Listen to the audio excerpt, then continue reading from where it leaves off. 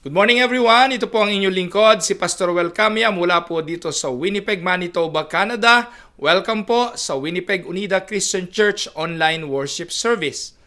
May I invite all of you to please stand for our call to worship. But I, through the abundance of your steadfast love, will enter your house. I will bow down toward your holy temple in the fear of you. Lead me, O Lord, in your righteousness because of my enemies. Make your way straight before me. Manatili po tayo sa pagtayo at sabay-sabay nating sambitin ang sinasampalatayanan natin. I believe in God, the Father Almighty, Creator of heaven and earth. I believe in Jesus Christ, God's only Son, our Lord, who was conceived by the Holy Spirit, born of the Virgin Mary, suffered under Pontius Pilate, was crucified, died, and was buried. He descended to the dead. On the third day, he rose again. He ascended into heaven. He is seated at the right hand of the Father, and he will come to judge the living and the dead. I believe in the Holy Spirit, the Holy Universal Church, the communion of saints, the forgiveness of sin, the resurrection of the body, and the life everlasting. Amen. So you may now be seated, but let us remain in the spirit of prayer. May we all bow down our heads and let us pray. Ama naming Diyos na makapangyarihan, mabuti, mapagkalinga, dakila sa lahat. Sinasamba ka po namin sa araw na ito, itinataas po namin ang iyong pangalan, kinikilala ang iyong kabanalan, kinikilala ang iyong kapangyarihang pumili at magligtas. Pinupuri ka namin, Panginoon, sa patuloy na pag-ibig at pagkilala mo po sa iyong mga anak. Salamat po, Panginoon, sa mga hindi nagkukulang na biyaya, sa mga provisyon sa amin pong hapagkainan, sa mga katugunan sa aming pangangailangan, sa lahat ng iyong mga kabutihan. Tinataas po namin sa iyo, Panginoon, ang amin pong mga pangangailangan, ang pangangailangan ng paglilinis sa aming mga buhay, ang pangangailangan ng pagpapatawad mo po sa aming mga kasalanan. Sa oras na ito, Panginoon, kinukumpisal po namin ng lihim ang amin pong mga nagawang kasalanan sa iyong harapan. Patawarin mo po kami. Igawad mo po sa amin yung confidence, Panginoon, na muli ay magkaroon ng kagalakan na paglingkuran ka, na matawag ka naming Abba, Father, at patuloy po naming maluwalhati ang iyong pangalan. Linisin mo ang aming mga puso, gawin mo kaming karapat-dapat sa pagsamba namin ngayong araw na ito. Panginoon, sa amin pong mga pag-aawitan, sa pakikinig ng iyong mga salita, gamitin mo po ito upang maging instrumento ng paglago namin sa buhay pananampalataya. Kausapin mo po ang iyong mga anak sa pamamagitan ng iyong mga salita at itulak ang aming mga labi na purihin ka sa pamamagitan ng mga awitin. Sa oras na ito, tinataas ko sa iyo ang mga kapatid na may karamdaman, mga dumadaan sa mga pagsubok ng buhay, mga may suliranin sa mga relationship, ang amin pong mga anak, pati na po yung mga may edad na naming mga kaanib na nasa kahinaan na po ng katawan, sa iyo po namin sila ipinagkakatiwala at umaasa po kami na hindi mo po kami pababayaan. Tinataas din po namin sa iyo, Panginoon, ang amin pong mga kapwa manggagawa sa iba't ibang bahagi ng Canada at ng mundo, lalo na po yung mga magsisipangaral ng iyong salita ngayong araw na ito. Samahan at basbasan mo po sila, bigyan mo po sila, Panginoon, ng pangunawa at bigyan mo po sila ng kapangyarihan. Gamitin mo ang kanilang mga labi para ipahayag ang katotohanan. Sa oras na ito, Panginoon, sa iyo namin sinasauli ang lahat ng papuri, lahat ng karangalan, sa matamis na pangalan ng aming Panginoong Hesukristo. Ito ang aming dalangin. Amen and amen.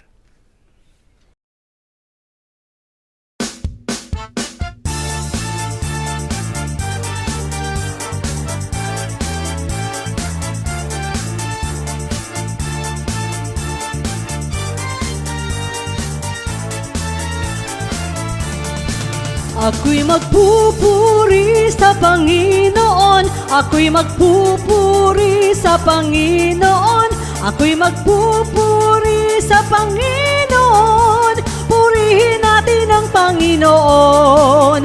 Ako'y magpupuri sa Panginoon, ako'y magpupuri sa sa Panginoon. Ako'y magpupuri sa Panginoon. Purihin natin ang Panginoon. Purihin si Yahweh, pagkat siya'y mabuti, Kanyang nililigtas ang mga api. Magpupuring lahat kayong nilalang, sa pag-ibig niyang walang hanggan. Ako'y magpupuri sa Panginoon. Ako'y magpupuri sa Panginoon. Ako'y magpupuri sa Panginoon. Purihin natin ang Panginoon. Ako'y magpupuri sa Panginoon. Ako'y magpupuri sa Panginoon. Ako'y magpupuri sa Panginoon. Purihin natin ang Panginoon. Purihin si Yahweh, pagkat siya'y mabuti, Kanyang nililigtas ang mga api. Magpupuring lahat kayong nilalang, sa pag-ibig niyang walang hanggan. Ako'y magpupuri sa Panginoon. Ako'y magpupuri sa Panginoon. Ako'y magpupuri sa Panginoon. Purihin natin ang Panginoon. Purihin si Yahweh, pagkat siya'y mabuti, Kanyang nililigtas ang mga api. Magpupuring lahat kayong nilalang, sa pag-ibig niyang walang hanggan. Ako'y magpupuri sa Panginoon. Ako'y magpupuri sa Panginoon. Ako'y magpupuri sa Panginoon. Purihin natin ang Panginoon. Ako'y magpupuri sa Panginoon. Ako'y magpupuri sa Panginoon. Ako'y magpupuri sa Panginoon. Purihin natin ang Panginoon. Purihin natin ang Panginoon. Purihin natin ang Panginoon. Purihin natin ang Panginoon.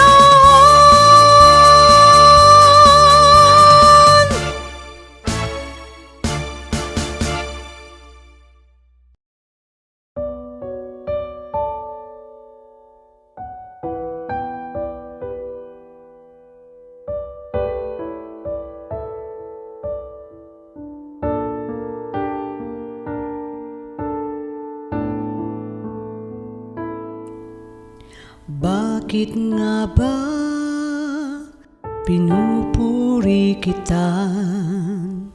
Bakit nga ba sinasamba kita? Bakit nga ba pinaglilingkuran? Bakit pinasasalamatan? Bakit nga ba pinupuri kita? Bakit nga ba sinasamba kita? Bakit nga ba pinaglilingkuran? Bakit pinasasalamatan? Nais kong ibigin ka, hindi dahil sa pagpapala. Nais kong ibigin ka, hindi dahil sa himala. Nais kong purihin ka, dahil sa ikaw ay ikaw. Mahal kita, O Diyos, wala nang iba.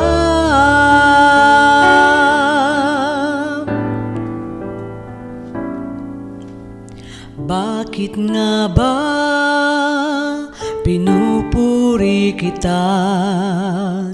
Bakit nga ba sinasamba kita? Bakit nga ba pinaglilingkuran? Bakit pinasasalamatan? Nais kong ibigin ka, hindi dahil sa pagpapala. Nais kong ibigin ka, hindi dahil sa himala. Nais kong purihin ka, dahil sa ikaw ay ikaw. Mahal kita, O Diyos, wala nang iba.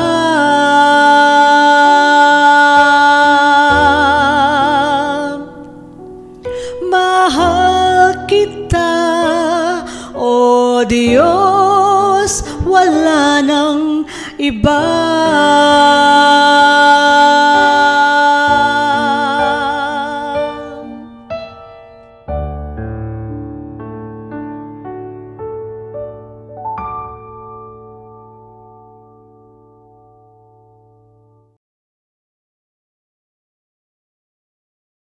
Ihanda po natin ang ating mga sarili sa salita ng Diyos na sa araw pong ito ay atin pong pagbubulay-bulayan.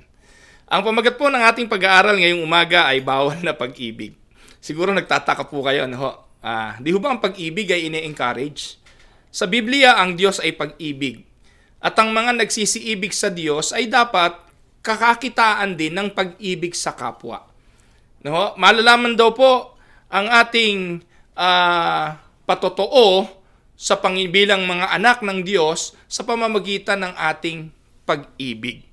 At it is always encouraged in the scripture to love God and to love one another. Pero meron po palang bawal na pag-ibig. At meron palang pag-ibig na ipinagbabawal ng Diyos.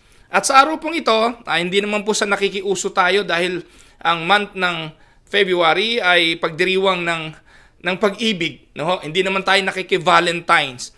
Pero sasabayan na rin natin. Total naman ang mundo ay tinatalakay kung ano ang importansya, kahalagahan ng pag-ibig sa isa't isa, ng pag-ibig sa kapwa-tao at pag-ibig ng Diyos. May mga pastor na napanood ko sa mga videos na nakaraang araw, tinalakay na yung iba't ibang uri ng pag-ibig. At sa pagiging pastor ko po sa inyo ng 9 na taon na rin po ay natalakay ko na rin po sa inyo ang iba't ibang uri ng pag-ibig pagdating sa banal na kasulatan. Kaya po sa araw na ito, minarapat ko po na ang dalhin sa inyo ay pagtalakay naman sa mga pag-ibig na ipinagbabawal ng Diyos. Huwag po kayong mag-alala, hindi po tayo rated SPG ngayon. At hindi naman po ito yung pag-ibig sa mga illicit affairs at kung ano-anong pag-ibig, sapagkat alam naman natin bawal yon. Bawal po ang makipatol sa hindi mo asawa. Bawal po ang pumatol sa lalaki sa kapwa lalaki o babae sa kapwa babae. Ito po ay binibigyan ng emphasis ng banal na kasulatan. And we cannot just ignore it because it is part of the scripture. Marami pong bawal na pag-ibig. Pero sa umaga pong ito, sa araw na ito, sa liwanag po ng salita ng Diyos, talakayin po natin ang iba't ibang ipinagbabawal na pag-ibig na ito. Ang pag-ibig ng Diyos, by the way, to start with, ang pinakadakilang pag-ibig sa lahat. At ito pong pag-ibig na ito ay napakahirap sukatin. Hindi po nga yata masusukat. Immeasurable love of God. The phrase love of Christ or love of God refers to the love that He has towards you and me. Kapag binanggit sa Biblia yung pag-ibig ng Diyos, ay ipinapakita rito yung pagsasakripisyo, pagpapakasakit, at yung pagkakaloob ng kanyang sarili para sa atin. His love can be briefly stated on His willingness to act in our best interest. That is the love of God. And this is especially true in meeting our greatest need. And our greatest need is the salvation from sin.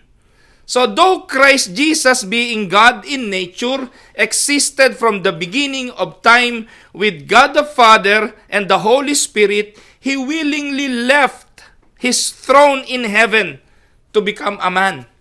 To become a man that He might pay the penalty of our sin so that we would not have to pay it for all eternity in the lake of fire.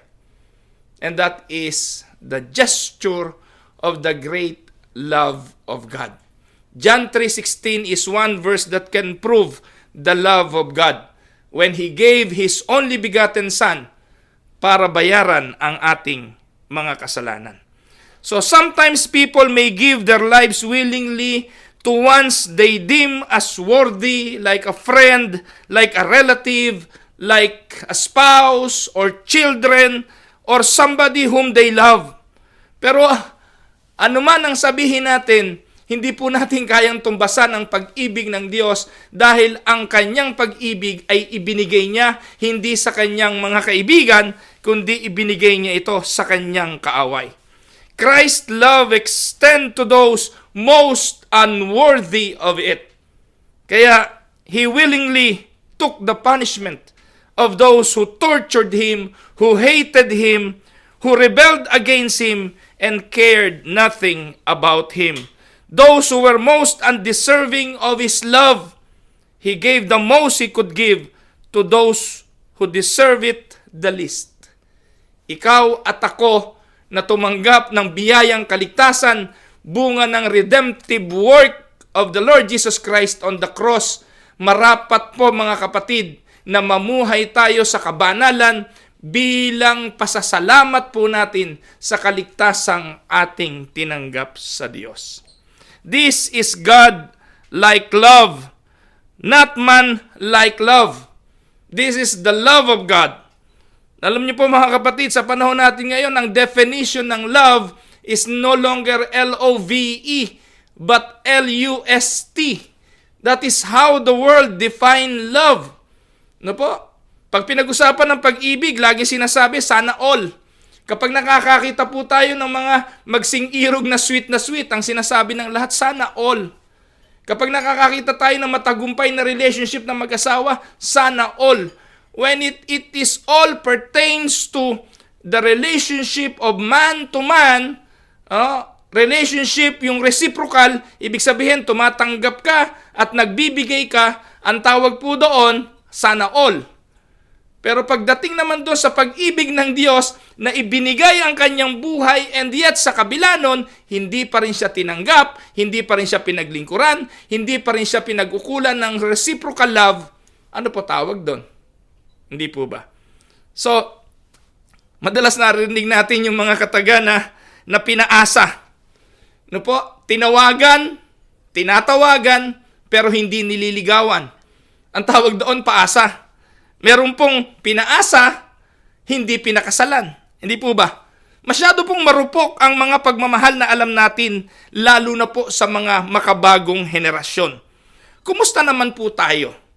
Paano tayo tumutugon sa ipinahayag nating pag-ibig ng Diyos?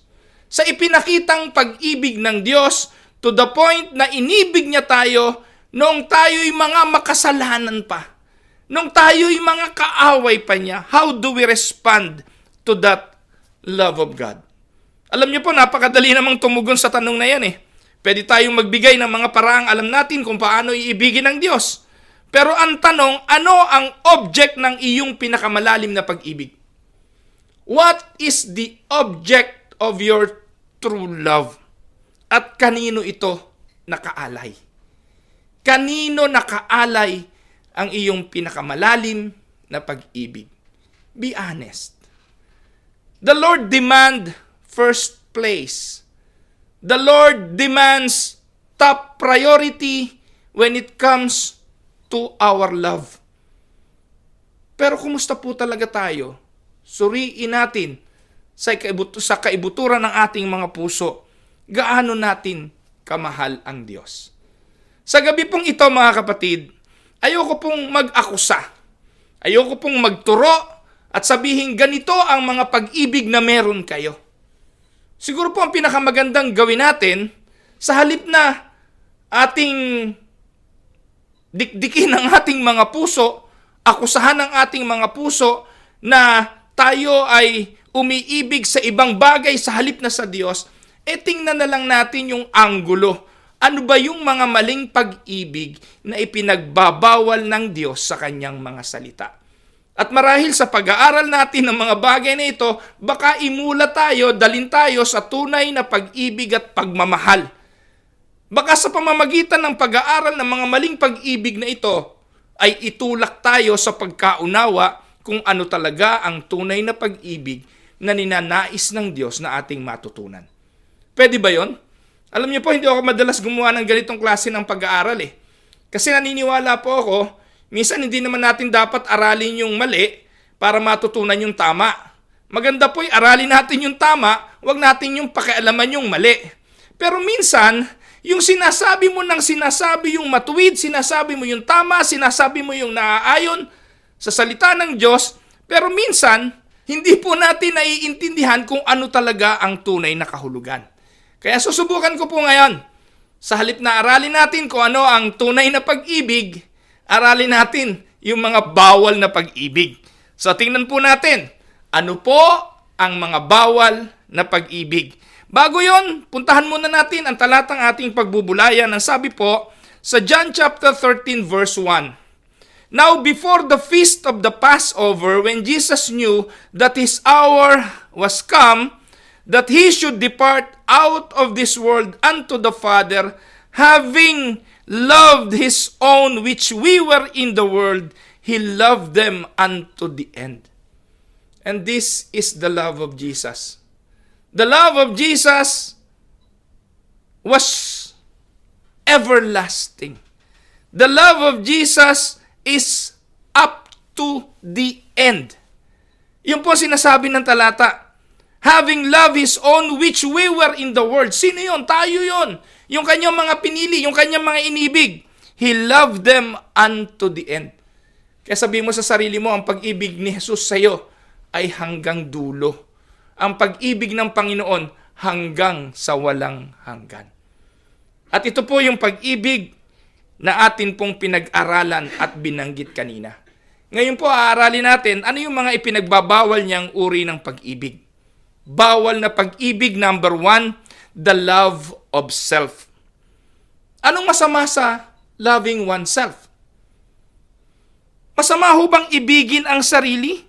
Sabi po ng 2 Timothy chapter 3 verses 1 to 2, but mark this, markahan nyo raw ito, there will be terrible times in the last days. Sa huling panahon, people will be lovers of themselves, lovers of money, boastful, proud, abusive, disobedient to their parents, ungrateful, unholy. So ang unang-una po sa binabanggit dyan ni Paul kay Timothy na pwedeng mangyari sa dulong panahon ay ang mga tao ay magiging lover of self. There will be terrible times. People will be lovers of themselves. Para pong napakabigat ng katagang ito na binabanggit ni Apostol Pablo kumpara sa itinuturo ng mundo ngayon. Kasi po sa mundo ngayon, ang lagi pong sinasabi ay huwag mong ibigay ang lahat ng pagmamahal, magtira ka naman para sa'yo. O unahin mo muna sarili mo, ibigin mo muna sarili mo. Madalas po natin itong naririnig. Madalas po na ang mundong ito ay nagtutulak sa atin na ibigin natin ang ating mga sarili. So, mga kapatid, the Bible indicates that it is proper, even necessary to love yourself for a reasonable degree. Hindi naman po pinagbabawal ng Biblia ang ibigin mo ang sarili mo. On a certain degree. On a certain level. to love yourself to reasonable degree. And such love includes caring for yourself, respecting yourself, and having the sense of self-worth. Kung ito po ang uri ng pag-ibig para sa sarili, hindi ito masama. Hindi po ito yung binabanggit ni Apostol Pablo kay Timoteo na magiging problema sa dulong bahagi, na magiging palatandaan ng huling panahon. This is not the kind of self-love that the Apostle Paul is telling us all about. Rather than glorifying selfishness, the Bible puts self-love in its rightful place. Hindi ho masamang ibigin ang sarili on a certain level, on a certain degree.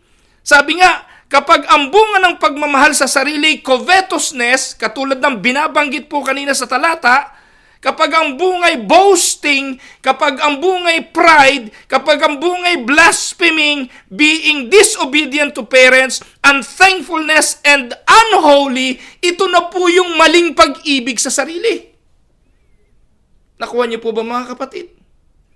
Hindi po masamang ibigin ang sarili. Hindi po masamang protektahan ang sarili. Hindi masamang irespeto ang sarili. Hindi masamang bigyan ng worth ang sarili, yung sense of self-worth.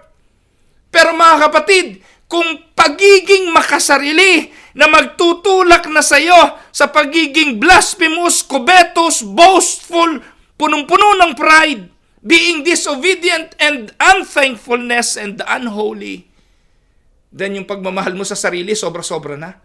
Labis-labis na. Na ang tingin mo sa sarili mo ay para ng Panginoon. Sabi nga, a young man said to his father at breakfast one morning, "Dad, I am going to get married." Mag-aasawa na po ako, tay. Sabi ng tatay, "How do you know you're ready to get married? Are you in love?" Ang sagot ng bata, "Yes, Dad, I am in love." Said, "How do you know you're in love?" asked the father. Ang sagot ng bata, "Kagabi po I was kissing my girlfriend goodnight. Her dog bit me and I didn't feel the pain until I got home." Nakakamanhid pala ang tunay na pag-ibig. Mga kapatid, yung true love daw po, nawawalan ng pandama sa sarili. At ang tunay na pag-ibig ay iuukol mo talaga doon sa object ng iyong pagmamahal. If we are truly in love with Christ and if we are truly in love with God, it will be less of ourselves and more of Him. Amen po ba doon? Mawawala na tayo ng pandama sa mga bagay tungkol sa sarili, hindi na prioridad ang ating sarili at ang magiging prioridad na ay ang object ng ating pag-ibig. Amen? Kung totoo po ito sa ating love sa opposite sex o sa ating mga minamahal na tao, ay dapat higit ito, lalo na sa Diyos. Amen? Alam niyo po mga kapatid, meron pong article ako nabasa at sa article na ito, pinamagatan itong How to be Miserable. How to be miserable. Paano nga ba maging miserable? Unang-una, sabi po, think about yourself. Talk about yourself. Use I as often as possible. Mirror yourself continually in the opinion of others. Listen greedily to what people say about you. Expect to be appreciated.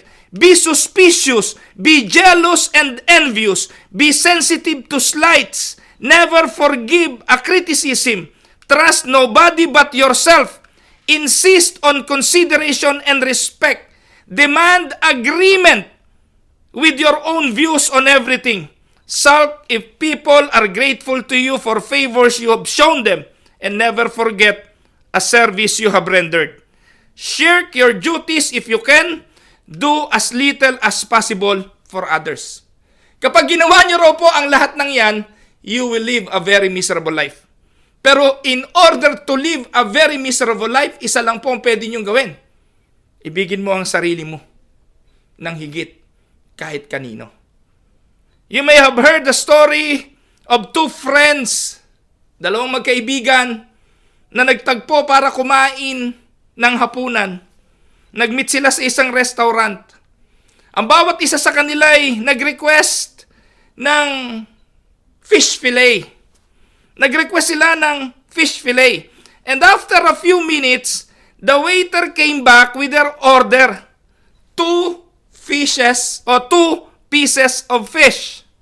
2 pirasong fish fillet. Ang problema, isang malaki, isang maliit. Pero inilagay ito sa isang platter.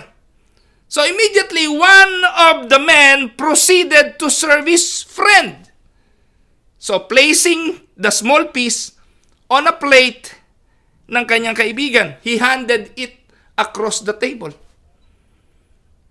Pag-abot po niya, sumagot yung kanyang kaibigan, "Pambihira ka naman, Ika. Ang sama naman ng ugali mo." Sabi, "Bakit? Anong bumabagabag sa iyo? Bakit, Ika, ang ibinigay mo sa akin ay yung maliit? Hindi ka na marunong mahiya?" So ang sagot po nung kaibigan na nag-alok, kung ikaw ba ang nag-offer niyan, ano ang gagawin mo? Kung ako nagbigay niyan, siguradong bibigay ko sa iyo yung malaki at ang kukunin ko yung maliit. Di ba, ganyan naman talaga nangyari. Nasa akin yung malaki at nasa iyo naman talaga yung maliit. No, napaya po yung lalaki. Minsan po ganito tayo No po? Minsan po ganito rin tayo. Ang tanong, gaano ba natin talaga kamahal ang ating mga sarili? Mahal ba natin ito to the point na hindi tayo marunong magpaparaya? Mahal ba natin ang ating mga sarili na wala na tayong iniisip kundi I, me, mine? Yung lagi na lang ako masusunod? Yung I'll do it my way? Lahat na lang ng bagay, kailangan ako ang sentro ng mundo? Ganun ba natin kamahal ang ating mga sarili? Gusto ko mong sabihin sa inyo, that is a wrong kind of love. Yan po'y kabilang sa tinatawag na bawal na pag-ibig. Sa Biblia po, merong lalaking binabanggit na ganyan ang ugali. Ito po'y matatagpuan in the book of Luke chapter 12, beginning verse 16 hanggang 19. Ano po ang sabi? "And he told them this parable. The ground of a certain rich man yielded an abundant harvest. He thought to himself," tingnan niyo po itong taong to. Ito ang kanyang nasa isipan. Ito po ang laman ng kanyang isip. Ang sabi niya, "What shall I do? Anong gagawin ko? I have no place to store my crops." Then he said, again, sarili niya, kausap niya dyan. "And he said to himself, this is what I will do. I will tear down my barns and build bigger ones, and there I will store my surplus again. And I'll say to myself," alam niyo po yung taong punong-puno ng sarili, yung punong-puno ng self-love, madalas ang kausap ay ang kanyang sarili. No, in love sa kanyang sarili. At most of the time, kapag nag-uusap siya ng kanyang sarili, ganito ang kanyang sinasabi, "You have plenty of grain, laid up for many years. Take life easy, eat, drink, and be merry." Pero ang sabi po ng Biblia, pag dinuktungan pa natin yan, ipinagpatuloy natin ang pag-aaral, sabi ng Biblia, "Hangal, ngayong gabi, kukunin ang iyong kaluluwa. Kukunin ang iyong kaluluwa." Ang lahat ng mga bagay na yan, mapapakanino kaya? Mga minamahal na mga kapatid, ito po ang unang katanungan. Namumuhay ba tayo sa bawal na pag-ibig? Sa pag-ibig sa sarili? Sa pag-ibig sa bagay na ang tingin natin ay pinakamahalaga sa lahat? At ito ay ang ating mga sariling buhay. Pupunuin ang dulong panahon ng palatandaang ito. The time will come, and it will be a terrible times. People will be lovers of themselves. Lovers of themselves. Pangalawa, na maling pag-ibig ay yung tinatawag na lovers of money. Ayan. Bawal na pag-ibig number 2. 2 Timothy, binanggit pa uli yun, na po, "For time will come that many will be lovers of themselves and," ano pang sabi? "Lovers of money." Ano po? "Terrible times comes in the last days. people will be lovers of themselves, lovers of money. Kaya, isa po ito, mga kapatid, sa palatandaan ng huling panahon. Ang mga tao'y magiging maibigin sa salapi. Ang sabi po ng 1 Timothy chapter 6 verse 10, "For the love of money is the root of all evil, which while some coveted after, they have erred from the faith and pierced themselves through with many sorrows."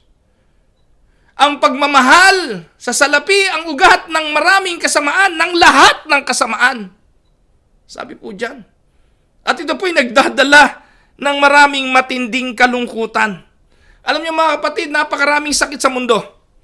Marami pong sakit sa panahon natin ngayon. Ngayon po, merong COVID, hindi pa natatapos ang COVID, may panibagong variant na naman ng COVID. And these diseases threaten us. Na po? We journey through life with the threat of disease, with the threat of death. These diseases are fatal. Hindi tayo pwede magbiro, kaya nga po nag-iingat tayo. Nagfe-face mask, nagfe-face shield, nagsasanitize. Dahil nag-iingat po tayo sa mga diseases na ito. Na ano po ang ginagawa? Pwedeng pumatay at magbigay ng karamdaman sa katawan. Pero merong isang deadly disease higit sa pumapatay sa katawan, at ito po yung disease of the soul. At ito'y something spiritual that is also very dangerous. Ano po ito? The Bible warns of spiritual hazard. One of the most dangerous is the love of money. For the love of money is the root of all sorts of evil. 1 Timothy chapter 6 verse 10. Kaya, pinoproblema natin madalas mga kapatid ay ang pumapatay sa laman, pumapatay sa katawan, diseases, sickness, viruses, bacterias, cancer o ano pa mang karamdaman. Pero meron pong mas masahol kaysa sa cancer, mas masahol sa mga viruses, sa mga bakterya na pumapatay ng kaluluwa. At ito ay ang pag-ibig sa salapi. God warns us about the dangers of money, the dangers of wealth throughout the Bible. And view these warnings as seriously as you would see a sign na nagsasabing, danger, no? Road wash out ahead. Nabalitaan niyo po ba nangyari sa Texas kamakailan? Kung saan dahil sa naging icy road ang kanilang kalsada, banggaan dito, banggaan doon, daming patay. Ano po? Kahit po may naglagay na talagang black ice, very slippery road. Ang mga tao, dahil hindi naman sila nakaka-experience pa na magkaganon, hindi po sila nakakakita ng icy road marahil dahil disyerto yun. Hindi naman talaga nag-snowstorm doon. But for the very first time marahil in their lives na experience nila ito, hindi sila handa. Alam niyo po mga kapatid, ang Biblia nagbibigay ng warning na dapat po nating tingnan at dapat po tayong maging seryoso. Rich or poor, we need to be alert to the following dangers of wealth or of loving money. Amen? Mga minamahal na mga kapatid, ang sabi po ng Bible, Proverbs 23 verse 4, "Do not wear yourself out to get rich. Do not trust your own cleverness." Do not wear yourself out to get rich. Huwag niyong patayin ang sarili niyo sa pagpapakayaman. Huwag mong pagtiwalaan ang iyong sariling karunungan. Matthew 6:24, "No man can serve two masters, for either he will hate the one and love the other, or else he will hold to the one and despise the other. Ye cannot serve God and mammon." But many people today, they even sacrifice things of God. They even sacrifice holiness. They even sacrifice the Word of God para lamang po sa pera. 1 Timothy 6, 9-11, "People who want to get rich fall into temptation and a trap into many foolish and harmful desires that plunge men into ruin and destruction. For the love of money is the root of all kinds of evil. Mga kapatid, although money is not evil, hindi naman po masama ang pera eh. Hindi naman po sinabi dyan na money is the root of all evil. Ano po? Baka nagkamali lang po kayo ng basa. Ang sinasabi po, it is the love of money that is root of all evil. Therefore, money is not evil, but it is a rare person who has not fallen in love with money. Ano po? Meron po isang sulat. Isang babae ang sumulat sa dati niyang boyfriend. At narito po yung sulat. Sabi po niya, "Dearest John, no words could ever express the great unhappiness I've felt since breaking our engagement." Wow. "Please say you will take me back. No one could ever take your place in my heart. So please forgive me. I love you, I love you, I love you. Yours forever, Marie." Wow. Kaso may PS. Pahabol na sulat. Ang sabi po niya, "And congratulations on winning the state lottery." Kaya naman pala nagpipilit bumalik. Kaya naman pala nagpipilit na tanggapin uli. Kasi tumama si John sa loto.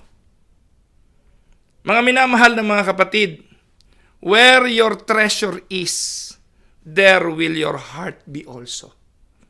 Kung nasaan ang iyong kayamanan, nandun din ang iyong puso. Meron pong panalangin itinuro sa bata. Ewan ko kung naituro nyo to sa mga anak nyo. Mga panalangin kinakabisa bago matulog. Ito po ang isang panalangin bago matulog. Ang sabi po, "Now I lay me down to sleep. I pray the Lord my soul to keep. If I should die before I wake, I pray to God my soul to take. If I should live for other days, I pray the Lord to guide my ways." Ang ganda na po. Pero mga kapatid, luma na yan eh. Hindi na ngayon ganyan ang panalangin. Ganito na po ang tunog ng panalangin ng maraming mga tao ngayon. Tingnan niyo po. "Now I lay me down to sleep. I pray my brand new car to keep. I pray my stocks are on the rise and that my analyst is wise. That all the wine I sip is white and that my hot tub's watertight. That racquetball won't get too tough. That all my sushi's fresh enough. I pray my cell phone always work. That my career won't lose its perks. My microwave won't radiate. My condo won't depreciate. I pray my health club doesn't close. And that my money market grows. If I go broke before I wake, I pray my Lincoln they won't take." That is now older people pray. That is how we usually pray. May isang tao na pumunta kay pastor at humiling na siya ay magkatrabaho upang siya ay makapag-tithes sa simbahan. Si pastor ay nanalangin na sana po pagkalooban ng trabaho ang kapatid kong ito. Isang araw, tuwan-tuwang nagbabalita ang kapatid na ito kay pastor at ang sabi, "Pastor, narito po ang $30. Sumahod na po ako, $300 po ang aking sweldo at ito po ang tithes nun." Ano po? Linggo-linggo, nagbibigay po ng ikapu ang lalaking ito. Naging loyal po siya at naging very honest sa pagbibigay ng kanyang ikapu. Hanggang sa dumating yung isang araw, pumunta uli siya kay pastor. At ang sabi niya, "Pastor, pwede ba ipag-pray mo ako na sana ay lumaki ang sweldo ko para mas lumaki ang ibibigay kong tithes?" Pray naman si pastor, "Panginoon, palakihin mo po ang sweldo ng kapatid kong ito. I-promote mo po siya sa trabaho upang mas malaki ang maipagkaloob niya sa iyo ayon sa dikta ng kanyang puso. Na-promote nga po ang lalaking ito. At isang araw, tumanggap na po ito ng $3,000 na sweldo. Ang problema, nung na-compute niya kung magkano ang tithes nito, $300 na ang tithes. Katumbas na ng dating niyang sweldo. So nabigatan siya dito at ang sabi niya, takbo uli siya kay Pastor, Pastor, ipanalangin mo ang puso ko. Hirap na hirap po ako ngayong ibigay yung aking ikapo. Meron pong struggle ang puso ko.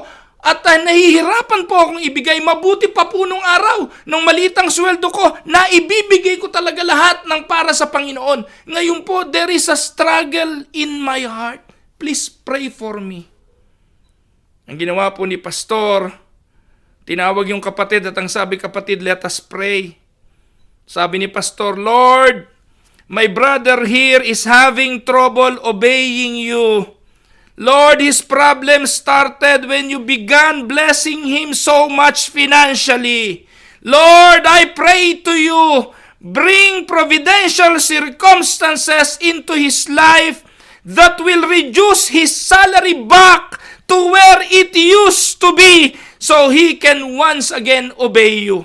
Biglang-biglang lumundag yung lalaki. Pinigil si Pastor, Pastor, tama na po, huwag nyo na pong ipanalangin, huwag nyo na pong ituloy ang prayer, ibibigay ko na po ang aking ikapo. Mga minamahal na mga kapatid, kumusta tayo? How do we manage money?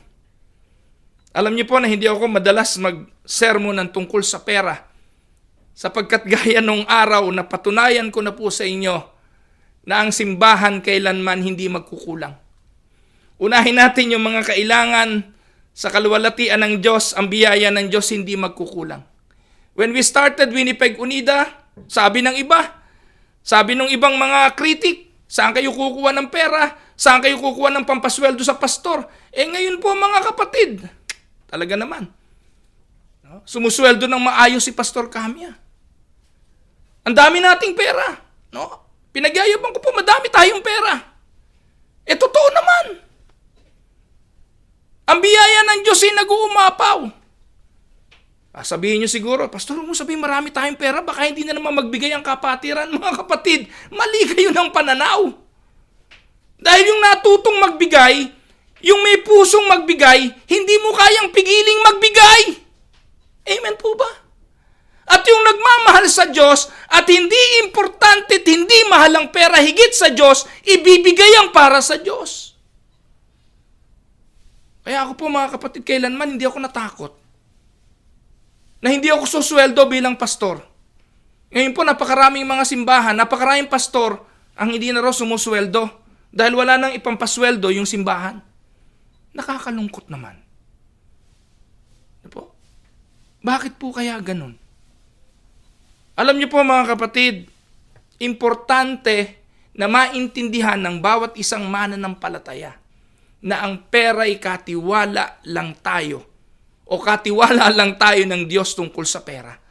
Ang pag-aari sa pera ay hindi po natin dapat ginagawa.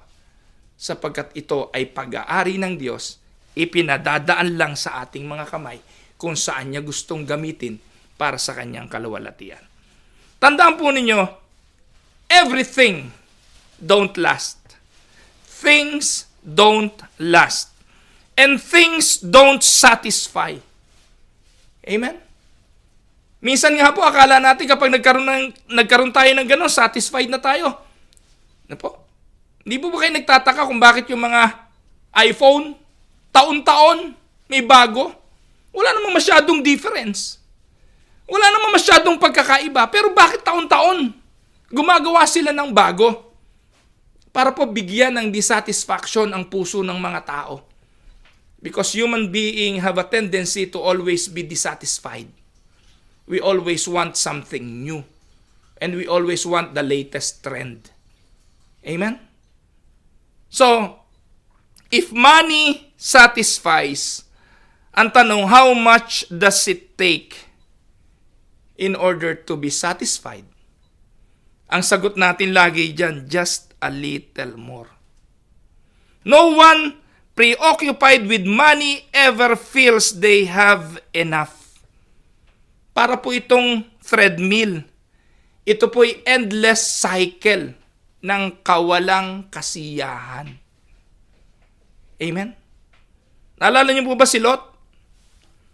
Na pamangkin ni Abraham. When Lot and his uncle Abraham began to accumulate wealth, one day, yung kanilang mga pastol ay nag-away-away. So sabi ni Abraham kay Lot, para hindi na tayo mag-away at yung ating mga pastol ay hindi na mag-away, so mag-split na tayo. Mamili ka, ang sabi ni Abraham kay Lot.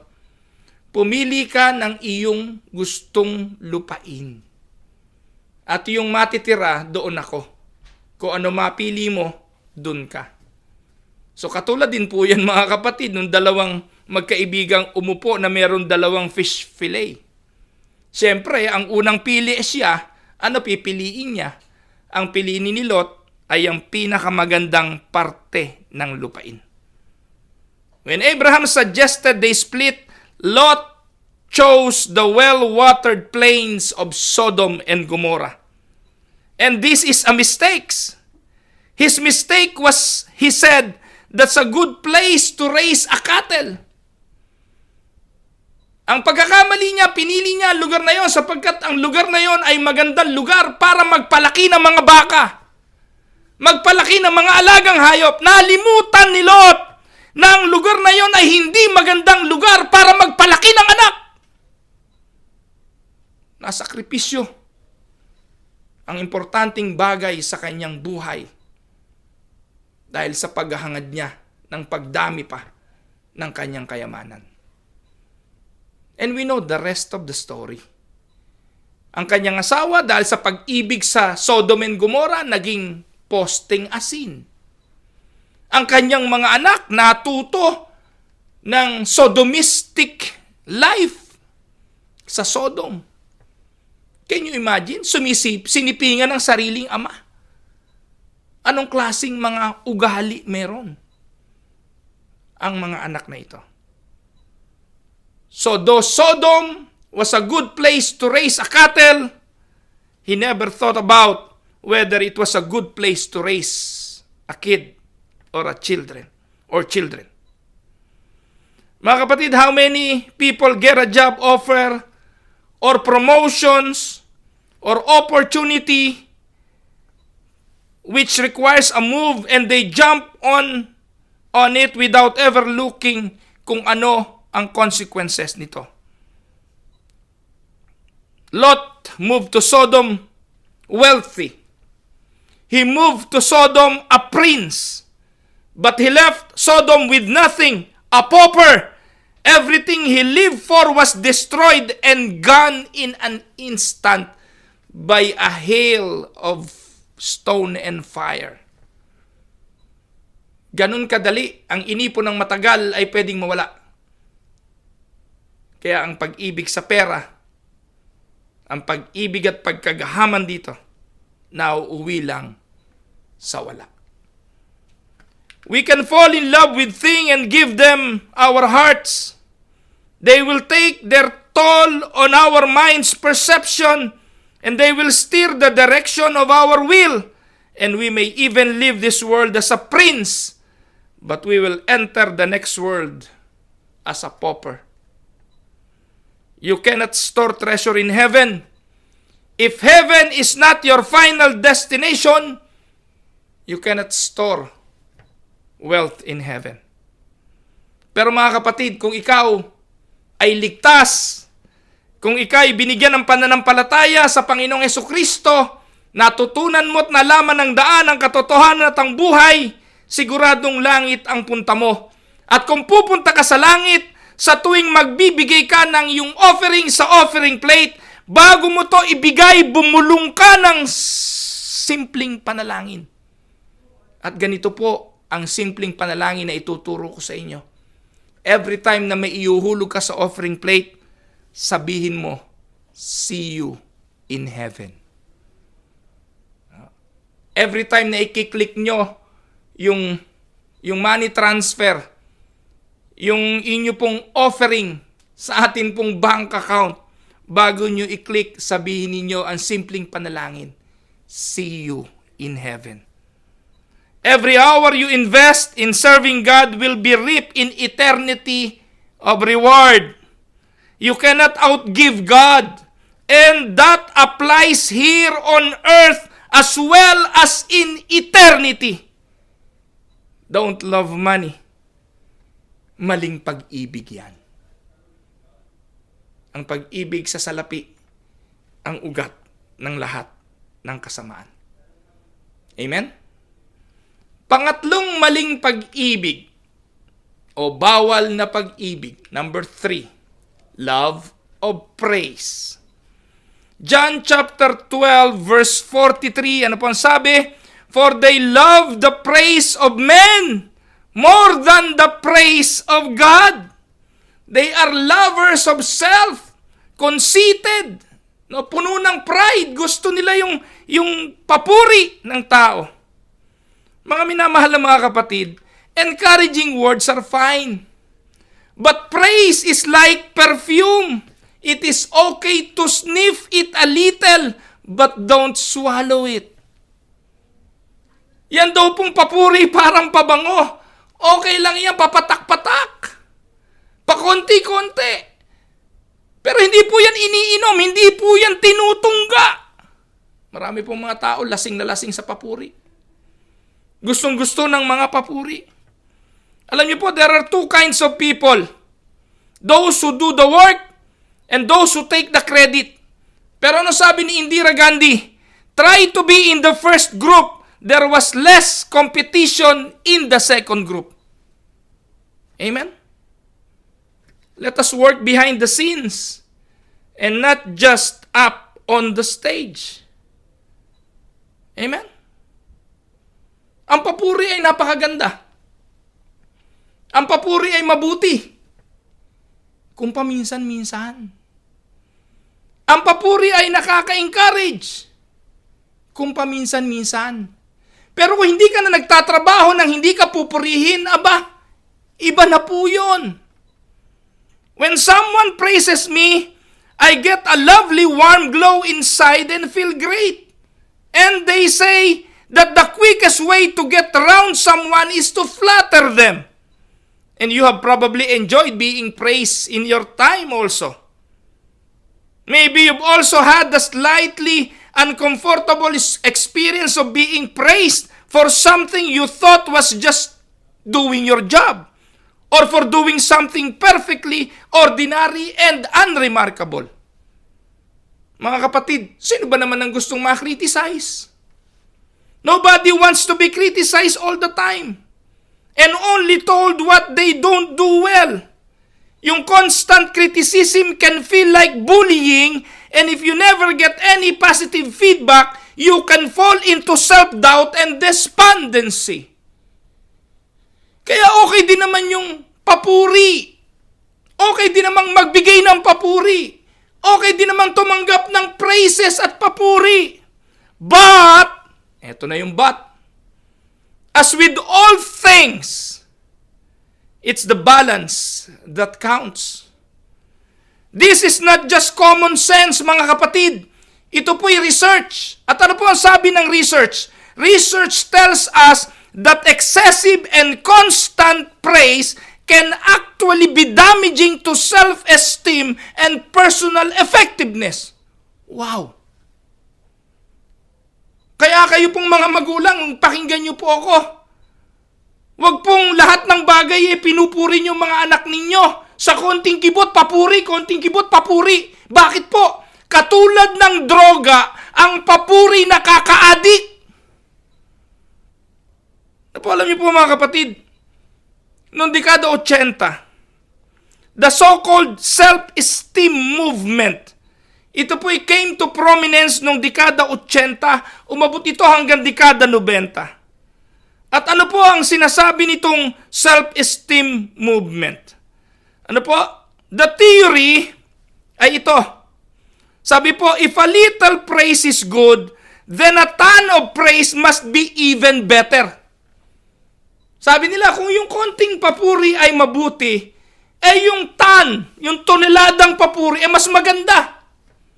Yun po sinasabi ng pag-aaral ng dekada 80 hanggang 90. So the theory is that to raise self-esteem, we must tell each other how wonderful we all are, how good we all are, a constant diet of positive reinforcement and encouraging and affirmation lahat ng papuri. Ano po? Sabi po, if you want to be academically smarter, purihin mo ng purihin mo. Oh, ang galing-galing mo sa math, ang galing-galing. Lahat, lagi purihin mo ng purihin. Punuin mo ng papuri. Pero mga kapatid, katulad po ng droga, think of praise for a moment. Think of praise for a moment as a kind of food or medicine. Sino po magsasabi na ang food and medicine are bad? Hindi po ba? Ang pagkain at ang medisina ay mabuti. No one would argue that healthy nutrition or necessary medication is a bad thing. But it is also clear that what's good for you in small or measured doses can be bad for you if you have too much of it. Baka po ng research at pag-aaral ang sinasabi ko. Kaya mga kapatid, huwag mong palakihin yung anak mo ng puro papuri, kahit sa mga normal na uri lang ng bagay na kanyang ginagawa. Dahil bakit? Ano pong epekto? Alam niyo po, we all need a correct and balanced dosage of food and necessary medicine. Too much food, no matter how healthy it is, can make us sick. One headache tablet may help your head feel less sore, but 100 tablets will make you feel 100 times as good. Or will not make you 100 times as good. Everything requires appropriate dosage, from exercise to allergy pills, even to praise. Diyos lamang po ang dapat bigyan ng walang tigil na papupuri. Diyos lamang po ang dapat tumanggap ng walang tigil na papuri, hindi ang tao. Amen. It's the same with communication, including, of course, praise.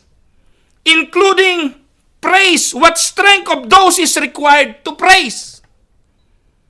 How often should we be administered praise? Constantly praising someone to the skies can make them addicted to praise.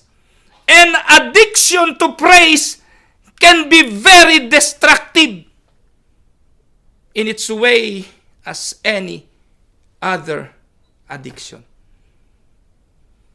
Kaya po may mga bata, kapag hindi na napuri, ayaw na magtrabaho. Pag hindi na napuri, ayaw na mag-aral. Kapag wala na yung papuri, tinatamad na sa buhay. Bakit? Adik sa papuri eh. Adik sa palakpak. Adik sa pagkilala.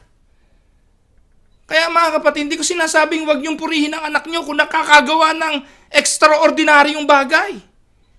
Hindi ko po sinasabing wag niyong purihin ang anak niyo kung magaganda ang grades kasi exceptional. Pero yung para ma-encourage niyo lang na mag-aral, 75 ang grades, pupurihin mo? No? Ano yun? Tsaka binibigay ang papuri sa karapat-dapat. At ibinibigay ito, a little dose.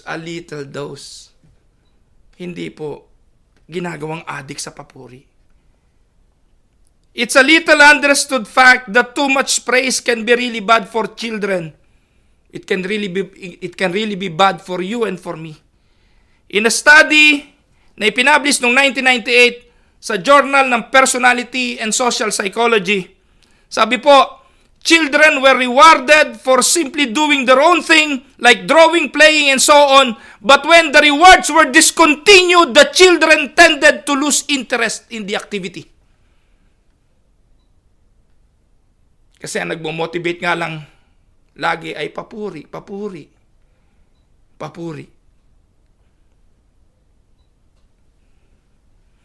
They went from being satisfied with intrinsic reward and enjoyment of doing the activity for its own sake to contingent reward, doing the activity for the sake of an external reward. Tandaan po ninyo, contingent reward reduces the appeal of intrinsic reward. Ano po ang intrinsic reward na sinasabi? May mga bata na habang ginagawa nila ang isang bagay na ito, ginagawa nila ito na may enjoyment. Meron pong drive, merong passion. Hindi kailangan ng papuri para magkaroon sila ng drive na yon. Hindi kailangan purihin para ipagpatuloy nila yon. Pero habang pinupuri mo sila, nalilipat yung kanilang atensyon doon sa papuri sa halip na yung enjoyment of doing those things. Amen?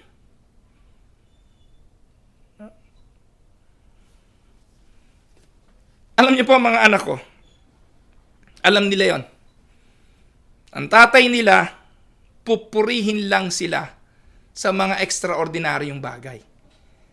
At kapag may ganon, special yun. Special yun. At lagi ko po sinasabi naman yan. Like what Ruben is doing. Ruben is the one helping me in this broadcast. Pero hindi ko naman po laging every Sunday nilang, purihin si Ruben, palakpakan tayo. Ang ganda ng video natin dahil kay Ruben, palakpakan tayo.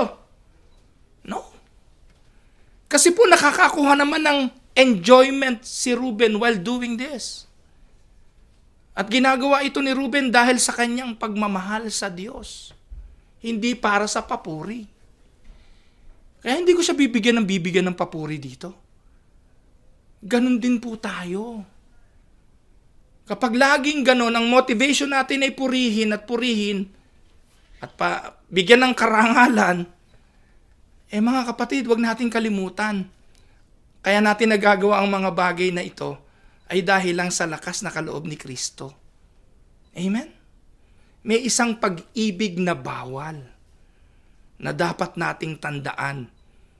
Maliban sa pag-ibig sa sarili, maliban sa pag-ibig sa pera, at ito ay ang pag-ibig sa papuri.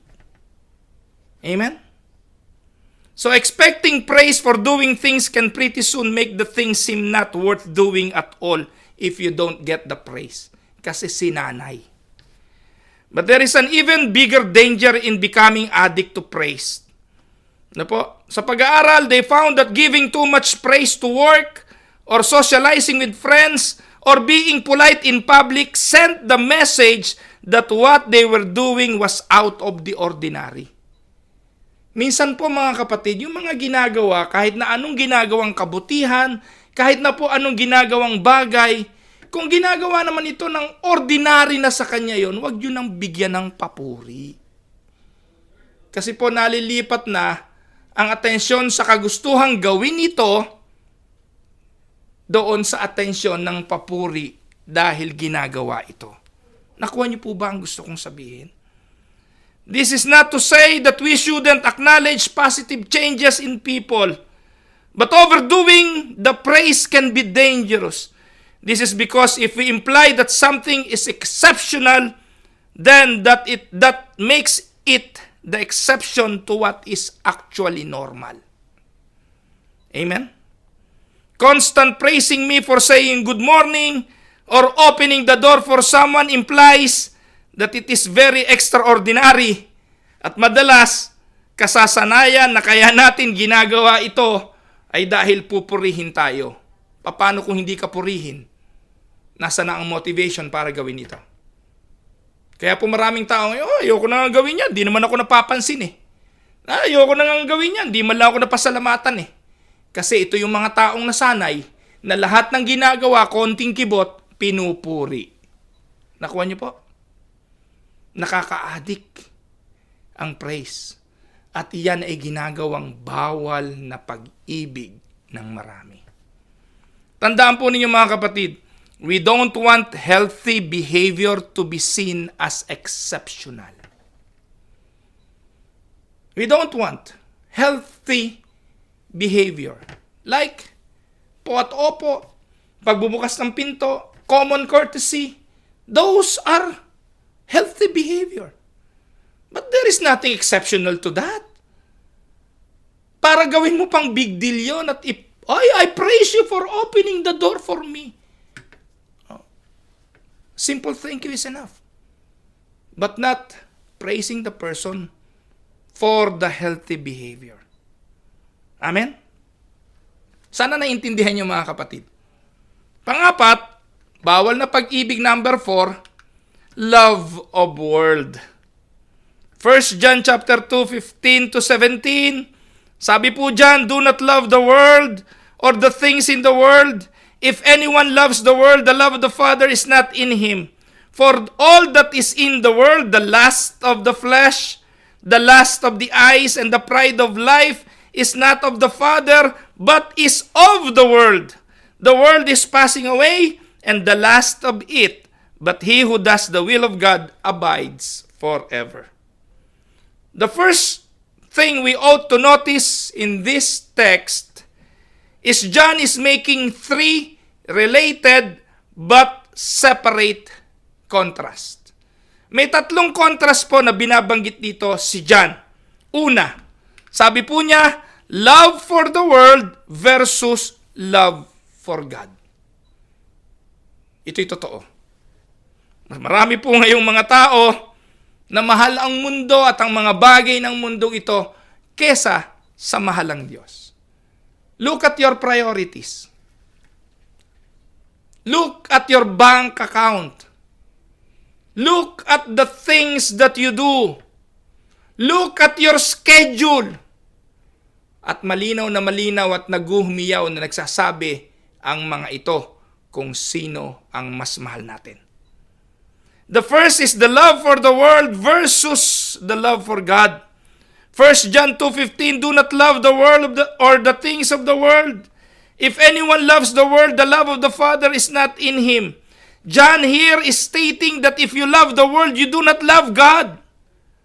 The words love of God here do not mean God's love for you, but rather John is talking about our affection, our love, this present evil age. Ano po? God's love is not in you. You really do not love God.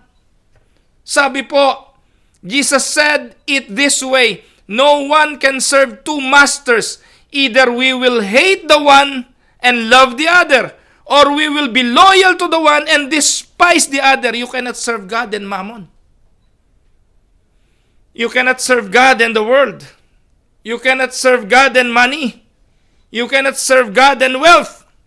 The human heart is designed to be ruled by one supreme love with lesser loves in subordination.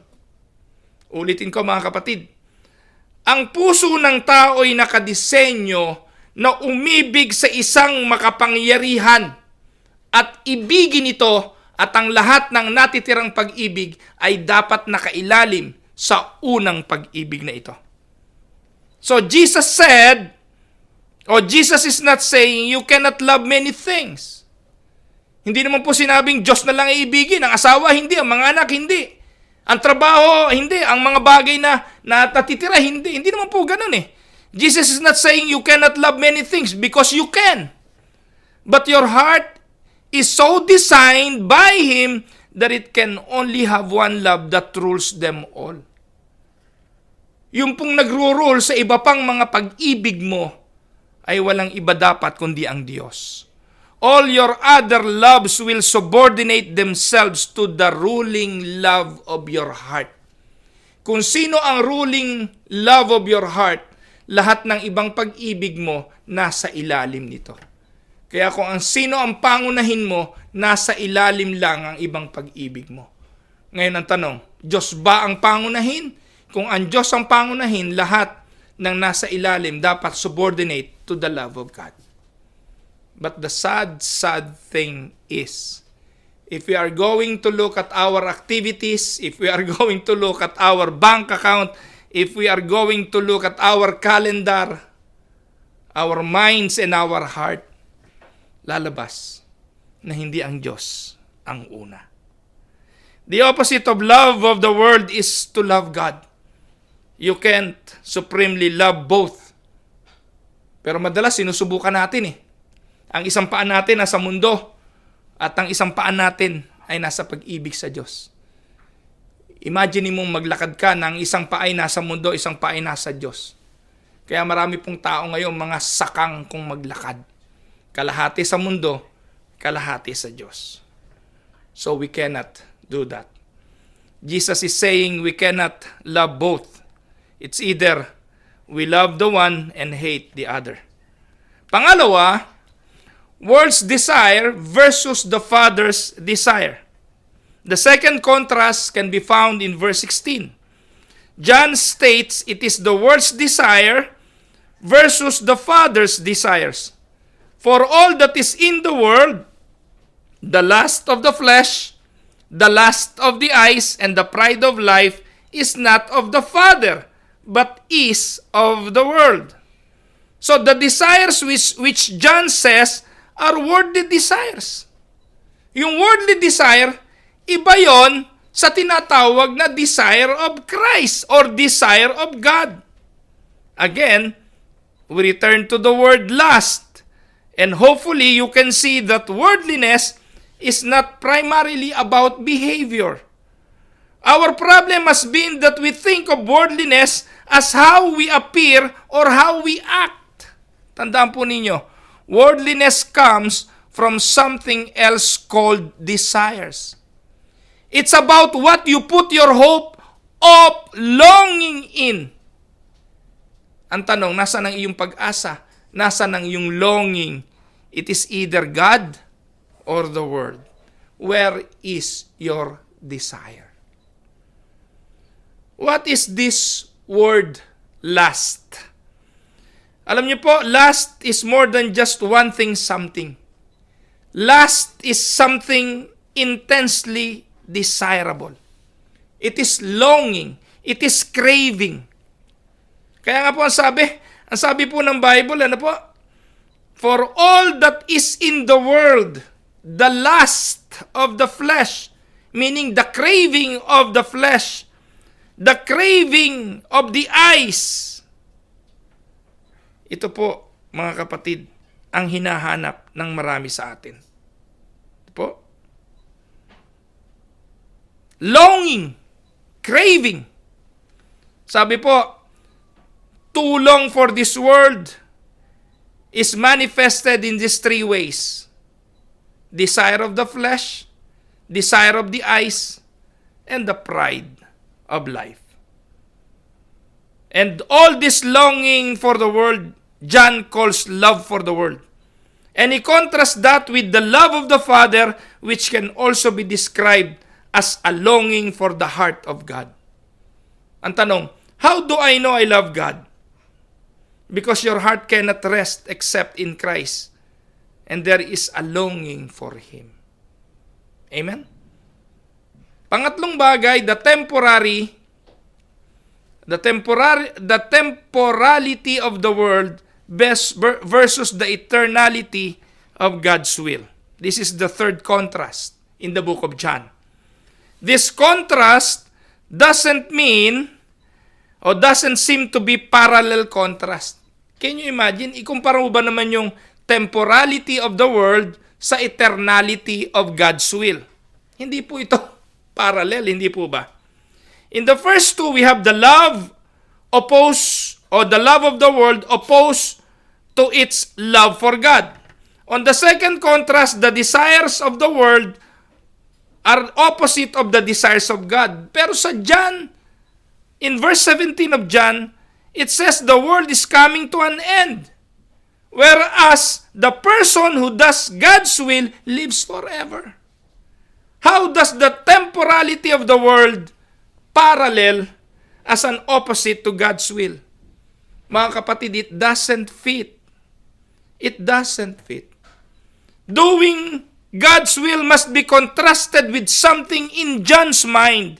It must be contrasted with doing the will of the world.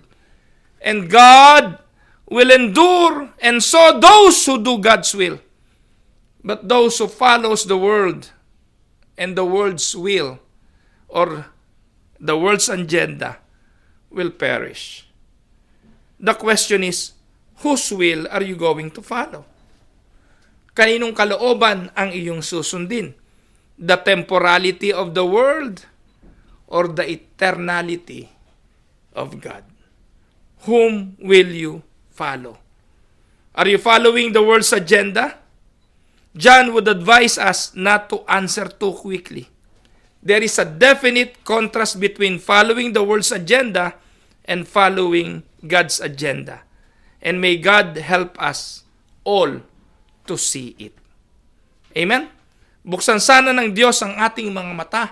Tanggalin sana ng Diyos ang harang sa ating mga puso upang isuko ang ating pride at tanggapin natin na wala naman tayong magagawa talaga kung hindi sa tulong ng Diyos. Panghuling maling pag-ibig ay ang tinatawag na love of pleasure. 2 Timothy chapter 3 verse 4. Sabi po diyan, traitors, heady, high-minded, lovers of pleasure more than lovers of God. Sinabi ni Pablo kay Timoteo, ito ang pupuno sa mga huling araw. Ang mga tao'y magiging lovers of pleasure. Kumusta tayo? Do you love pleasures more than God? Do you give your time to God? How much time do you give to television, to hobbies, to gaming, to pleasure? And then, kumusta ang binibigay natin sa Diyos? Which do you choose? Church or hobby? Alam niyo po, both are fine. Wala namang problema doon sa mga hobbies, di binabawal yan. But when head to head, who wins? Yung kailangan na po talagang mamili, alin ang pipiliin? Who gets the wins and who gets tossed in the back seat? Is it the will of God or is it the desire for pleasure? Where's the radio tune in? Where's the television most of the time? What about the browser of your cell phone? Where do you browse? What do you browse? Ano ang laman ng ating mga search engine? Mga kapatid, wala naman po nakakaalam yan kundi kayo at ang Diyos. Hindi naman kukunin ng isang tech support para busisiin ang laman ng cellphone mo para mabisto kung ano ang pinagbubutiting-ting mo ron. Pero hindi kailangan yun. Ang Diyos ang nakatingin sa lahat ng ating ginagawa. Are we seeking pleasure? Or are we seeking God? How about food? Do you eat to live or live to eat? How about giving? Where do you choose to put your money? Do you give the internet cable company more than you give to the missions? Do you give more to the payment of your internet, to the payment of your cell phone more than you give to the mission? Do you spend more on eating out than you give to the church? How about love for one another? Pleasing each other? What about sexual desire? Sexual pleasure? Are you in control? Or you are being controlled by your passion for sexual pleasure? Kumusta? Sabi po mga kapatid, these are the days of selfish love and self-gratification. We never receive as much pleasure as when we focus on pleasing others. How do you love pleasure? Loving pleasure is a wrong kind of love. Bawal itong pag-ibig. Mga kapatid, I hope na paalalahanan tayo sa 5 bawal na pag-ibig na ito. The love of pleasure, the love for the world, the love for money, the love for praise, and the love for self, the love of self. I hope na paalalahanan tayo ng mga bagay na ito at itulak tayo sa tunay na pag-ibig. Bigyan natin ng Diyos ng buong puso, ng buong lakas, buong pag-iisip, buong kaluluwa, ng higit sa lahat. Purihin ng Panginoon. Ito po si Pastor Ruel Camia.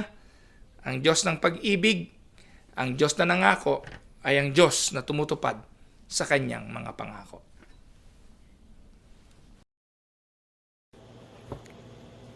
I'm only human. I'm just a woman. Help me believe in what I could be and all that I am. Show me the stairway I have to climb, Lord, for my sake. Teach me to take one day at a time. One day at a time, sweet Jesus, that's all I'm asking from you. Just give me the strength to do every day what I have to do. Yesterday's gone, sweet Jesus, and tomorrow may never be mine.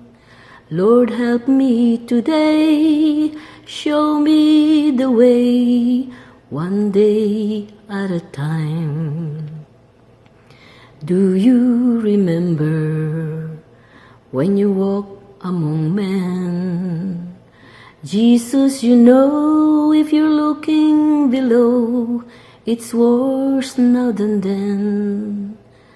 Pushing and shouting, it's crowded my mind. Lord, for my sake, teach me to take one day at a time.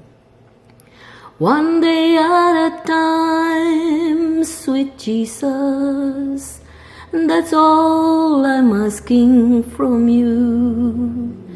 Just give me the strength to do every day what I have to do. Yesterday's gone, sweet Jesus, and tomorrow may never be mine. Lord, help me today, show me the way, one day at a time. Lord, help me today, show me the way, one day at a time. Inaanyahan ko po kayong tumayo at awitin po natin ang doxology. Praise God from whom all blessings flow. Praise Him all creatures here below. Praise Him above, ye heavenly host. Praise Father, Son, and Holy Ghost. Amen.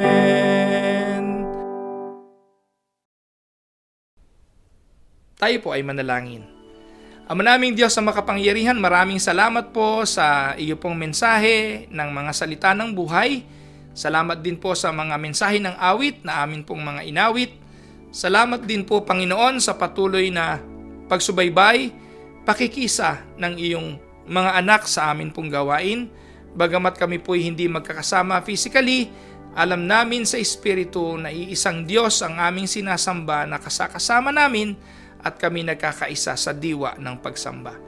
Maraming salamat po, Panginoon. Loobin mo na ang pagtataas ng kamay ng maliit mong lingkod, daluyan po ang kamay na ito ng iyong masaganang basbas at bendisyon. Mga minamahal na mga kapatid, ang pag-ibig ng Amang nasa ibabaw ng ating mga pag-iisip, ang patuloy na pagliligtas ng Panginoong Hesukristo, ang tanglaw kaaliwan ng banal na Espiritu Santo ang sumaating lahat, ngayon at magpakailan-kailan paman. Amen.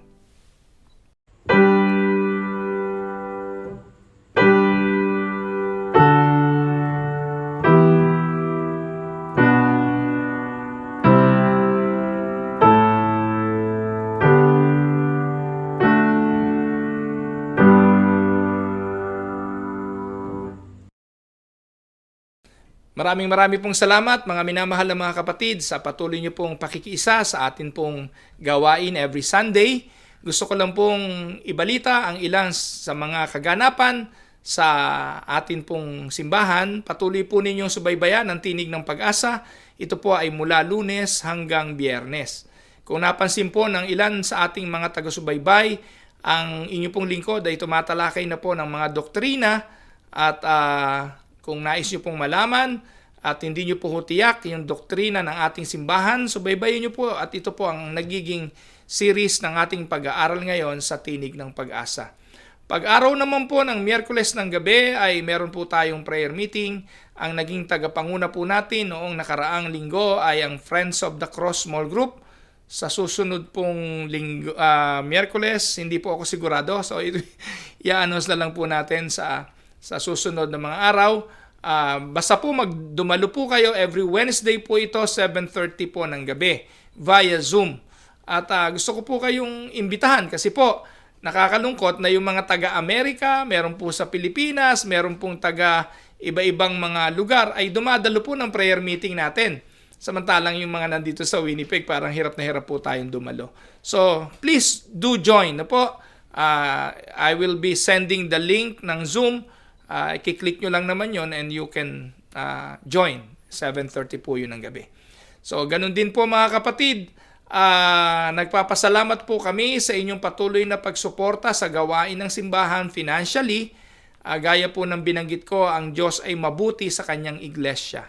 Mabuti ang Diyos sa buhay ng bawat isa sa inyo dahil kung hindi naman tayo pinagpapala, ano po ang ating ibibigay? Hindi po ba? So kaya po patuloy na naway sumagana ang biyaya ng Diyos upang patuloy tayong magamit sa ministeryo ng pagkakaloob. Pwede nyo pong ipadala ang inyong mga kaloob patuloy po via e-transfer at kung wala naman po kayong kakayahan sa bangko, ipunin po muna ninyo o pwede nyo pong i-drop off doon po sa tahanan ng kapatid na Maricruz or sa tahanan po namin or pwede po namin pick upin kung talagang hindi uubra at kami po ang magdadala sa atin pong treasurer. So, yun po. So, yun po yung mga options. But I do like to thank you for supporting the ministry. Mga ilang panahon na lang po siguro mga kapatid, nagsisimula na pong maglinis ang council sa simbahan sa 465 Atlantic at gagawin po namin ang nalalaman namin the best na paraan para maging kaaya-aya at maging maayos po ito para po sa ating pagsasama-sama pagdating ng araw.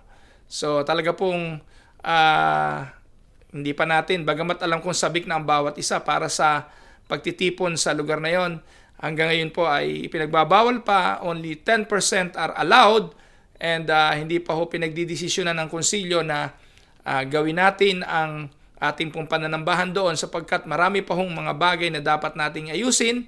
Ang sound system hindi pa ho na-set up according sa desired setup natin at marami pa hong dapat gawin. You will be informed kapag natapos na po lahat mga kapatid. So again, maraming salamat at magsalo-salo po tayo sa pananghalian ng ating pamilya and let us enjoy the fellowship at natapos na po yung kalamigan nung nakaraang linggo po, talagang napakalamig. Pero ngayon po ay medyo maganda-ganda na ang panahon. But then, ingat-ingat po tayo. Hindi lang dahil sa madulas ang kalsada, kung hindi, ingatan din po natin dahil ang COVID ay hindi pa ho totally nawawala. Kaya God bless everyone. Pagpalain po kayo ng Panginoon. God bless.